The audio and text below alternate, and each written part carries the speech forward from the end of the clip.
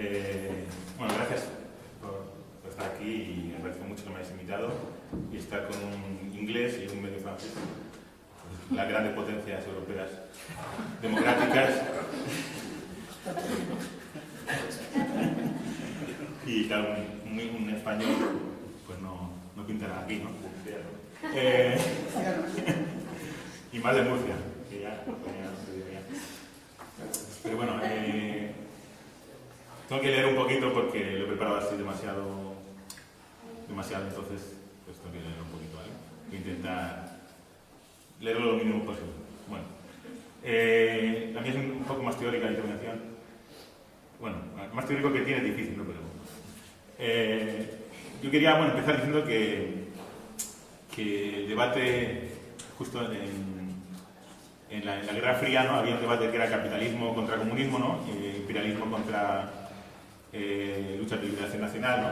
Y que ese debate pues, se trasladó en los años 80 con el neoliberalismo a democracia o totalitarismo, ¿no? Y justamente es como que el capitalismo, el sinónimo del capitalismo era la democracia y el sinónimo del comunismo el totalitarismo, ¿no? Y eso lo vemos en Hannah Arendt, ¿no? En los orígenes del totalitarismo, ¿no? Que cuando habla de que el totalitarismo pues, identifica comunismo y fascismo, ¿no? Y dice que está condenado a fracasar porque suprime la política, ¿no? La dimensión esencial humana que es que se expresa la libertad y la diversidad de puntos de vista, ¿no? de opiniones, y que esa es una parte inevitable de la esencia humana, ¿no? Justamente hay un libro que habla sobre esto de la opinión, del papel del público en la democracia, ¿no? De la gente, ¿no? No sé si conocéis a Walter Lippmann, ¿no? Este periodista que escribió El fantasma del público en 1925, ¿no? O sea, un adelantado hace tiempo, ¿no? Que era un pragmático, ¿no? Como Dewey, ¿no? Y hablaba justamente de que no se hacía ilusiones sobre la expresión electoral de una voluntad popular, ¿no? Y que rechazaba justamente la concepción mística de la sociedad, esto de que no hay una justificación para pensar que la suma de las ignorancias individuales puede producir una fuerza continua capaz de dirigir los asuntos públicos. O sea, esto viene del pragmatismo americano, no del comunismo. Y que frente a esa tradición que concibe la mayoría como una manifestación de sabiduría divina, pues él concibe una concepción desacreditada de sufragio y que el voto no es una expresión de una opinión, sino simplemente un apoyo a un candidato, ¿no? Y que en realidad lo que habría que hacer es delegar, profesionalizar la política y al final básicamente apoyar pues, una oligarquía o una democracia, ¿no? Entonces, el ideal democrático, entendido como representativo, es un exceso de ambición, dice, ¿no? Solo lleva a una desilusión, ¿no? Entonces, justamente volviendo al tema del comunismo, ¿no? Pues, como ha citado Badiou, en realidad mantiene algo parecido, en el sentido de que dice que la esencia de la política no es el debate, sino la decisión. O sea, las condiciones en las que se toman las decisiones. Entonces, podemos, justamente en democracia, lo bueno de democracia, en los debates de democracia contemporánea, es que podemos decir todo lo que queramos, organizar este debate aquí ahora mismo, ¿no? Las jornadas políticas en libertad, pero no tiene ninguna incidencia verdadera en la toma de decisiones. Los que toman decisiones están completamente ajenos a nuestros debates y la prueba es que la discusión democrática en todo este tiempo no ha hecho ningún avance en el capitalismo. Bueno, Badiou radicaliza incluso diciendo que estamos en un momento de suma cero, ¿no? La crisis de 2008 nos ha devuelto a la depresión del 29, que estamos en la misma desigualdad, ¿no? En términos de igualdad, ¿no? Que es una de las cosas que se supone que persigue la democracia, ¿no? Y bueno, un historiador liberal como Harari, él habla en su último libro, las 21 lecciones para el siglo XXI, ¿no? El primer capítulo se llama Decepción, ¿no? Y él le da mucha importancia a los relatos, ¿no?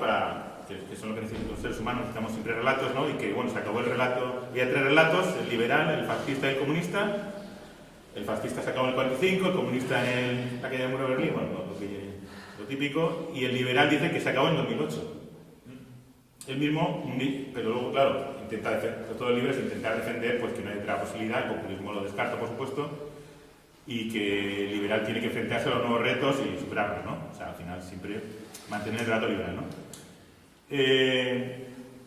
Pero entonces, justamente, este enlace entre capitalismo y democracia, justamente en 2008 fue cuando fue elegido Obama. Y hay un artículo en en el London School of Economics en 2008, justamente cuando se elegido Obama, que se llama un artículo Welcome Back Democracy. Entonces es como que hoy en día no se puede ser no demócrata, ¿no? O sea, la popularidad de la democracia sigue siendo muy importante, pero justamente porque es como Obama. La democracia es como Obama. Es un significante vacío. Es como la última versión del fetichismo de la mercancía, en la que tú, en una publicidad, pues tú separas la imagen del producto del contenido real, que es lo que funciona en la publicidad, ¿no? Pues eso es la democracia, un significante vacío. El significante vacío de democracia se ha tomado como algo positivo en la teoría de la hegemonía de la cloud.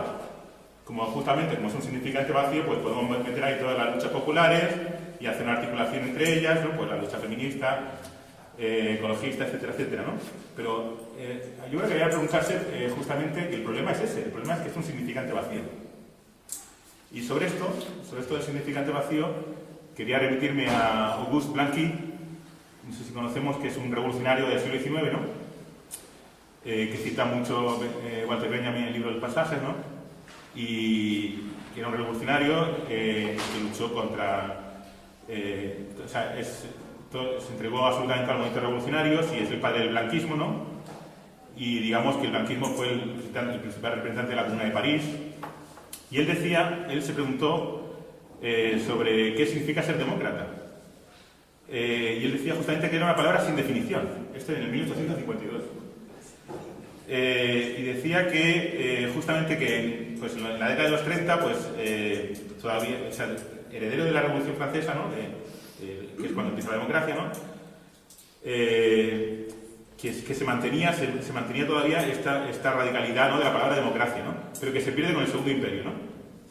Con Napoleón III, Luis Napoleón, pues él dice que se apropia el término del partido de orden burgués y que justamente ya Luis Napoleón hace un plebiscito después de un golpe de Estado para decir que ha devuelto la soberanía al pueblo y habla de que sobre el 1869 había como... todos se llamaban demócratas en Francia y entonces había pues un inventario de demócratas socialistas, revolucionarios, burgueses, imperialistas, progresistas, todos eran demócratas, ¿no? Con este siempre apelativo, ¿no? Que en realidad, claro, demócrata no significa nada y lo que significa algo es socialista, revolucionario. Entonces la palabra democracia dice que tanto en aquella época como hoy, o sea, podríamos decir, ¿no? Que tanto en aquella época como hoy, pues no revela ninguna información. Y yo quería leer una carta que le escribe Blanqui a Maillard, a un amigo suyo, y dice: tú me dices, Maillard, no soy ni burgués ni proletario, soy demócrata. Cuidado con las palabras que carecen de definición. Son el instrumento favorito de los intrigantes. Fueron ellos quienes inventaron el bello aforismo: ni proletario ni burgués, sino demócrata. Entonces, ¿qué es un demócrata?, le pregunto. Es una palabra vaga y banal sin ningún significado preciso, una palabra elástica, de goma. ¿Hay algún matiz de opinión que de algún modo no haya logrado encontrar lugar bajo esta bandera? Todo el mundo dice ser demócrata, y por encima de todos los demás, los aristócratas. Entonces, precisamente, pues, esto, lejos de constituir, esto de asociar capitalismo y democracia, ¿no?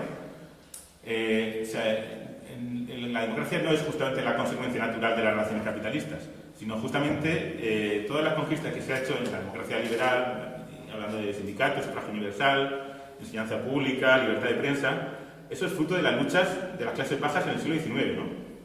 Y muchas de las reivindicaciones del manifiesto comunista, salvo la de la abolición de la propiedad privada de los medios de producción, se han cumplido gracias a esas luchas populares, ¿vale? Entonces, lo que hay que entender es que no basta con criticar de manera reformista la falta de democracia o la democracia insuficiente de tal partido o del Estado. La idea de que la democracia está vinculada a los procedimientos electorales, ¿no? A la voluntad de la mayoría, esto es muy reciente. La democracia representativa, compuesta de elecciones libres, partidos políticos, prensa, libre mercado, es evidentemente una forma de oligarquía, ¿no? Y representan, pues eso, la victoria de una oligarquía capaz de construir un consenso, una legitimidad mediante elecciones que limitan, pues, la gama de opciones y que protegen justamente el ascenso de las clases superiores. Bueno, esto es una evidencia, ¿no? Entonces, claro, habría que concluir, como dice Tim, con la no existencia de la democracia. Es decir, si mantenemos justamente ese sentido de la democracia como forma de gobierno. Como forma de gobierno, mantener la democracia sería siempre cederle la palabra democracia al enemigo. Y entonces, pues se podría intentar conservar el sentido original de la palabra democracia, ¿no? De la que hablaba Blanqui, ¿no? Y entonces, cuando se habla del poder, pues no se trataría de decir si es democráticamente legítimo o no, que es justamente lo que siempre se intenta para deslegitimar las luchas, ¿no? Sino de cuál es el carácter específico, su contenido social, ¿no? O sea, acabar con ese significante vacío, ¿no? Y Rosa Luxemburgo escribe una frase que dice: la dictadura consiste en la manera de usar la democracia y no en su abolición. Entonces, esto no quiere decir que la democracia sea un espacio vacío que lo puedes llenar con diferentes agentes políticos, incluido pues, el nazismo, ¿no? Ganando las elecciones, sino que existe un sesgo de clase inserto en el espacio institucional vacío, ¿no? Y que justamente cuando la izquierda radical llega al poder a través de las elecciones, el signo de reconocimiento no es esta democracia que hablamos, sino el hecho de que empiece a cambiar las reglas, la lógica del espacio político, como hicieron los comuneros, ¿no? En la Comuna de París, ¿no? Que cambiaron absolutamente en el poco periodo que estuvieron en el poder en París, ¿no? Las reglas del juego, ¿no? Y justamente apoyarse en los movimientos de movilización, ¿no? En las nuevas formas y crear nuevas formas de autoorganización, ¿no? Esto siempre está guiado por los sesgos de clase, por mucho que no queramos admitirlo, ¿no? Y esa sería la verdadera forma de democracia.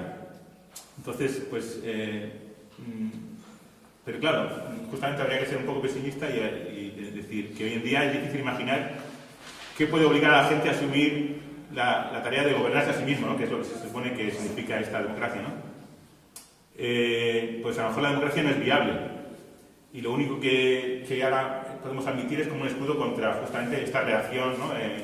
Siniestra de la colectividad humana en la que estamos ahora, en la que se va de tecnocracias o gente directamente que no apoya la democracia con el fascismo o directamente las democracias que apoyan